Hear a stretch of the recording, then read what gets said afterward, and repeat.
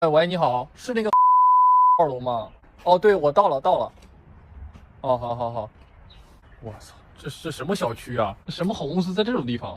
妈呀，这里边是什么玩意儿？从这儿上去啊？大哥，这为什么咱们不在公司面试，在你家面试啊？这这就是现在的办公场地啊。不是，咱 BOSS 上那个高档写字楼照片，还有说是规模是100到499人，是什么情况？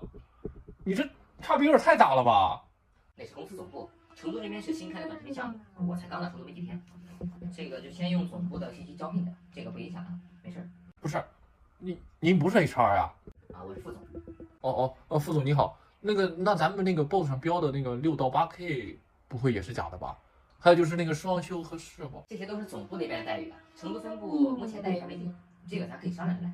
那也得有个标准嘛！你不是你公司啥都没想好，你让我来面啥试啊？我预想咱们创业前期会忙一些，所以打算每周挑一天休息，不是周一就是周二。一天？社保先不考虑，等业务做起来呢就会安排上来。我是算是发现了哈，你们这纯属挂羊头卖狗肉啊！你嘴里说的和 BOSS 上写的一点都不沾边啊！哎，不是，你又不是 HR，你图啥？你又没有业绩啊！是现在大环境不景气，你们想节约成本，我理解，但多少大家要真诚一点，好不好？你别 BOSS 上一套，面试的时候又一套，你行不行？不说话，我可走了啊，副总。真是。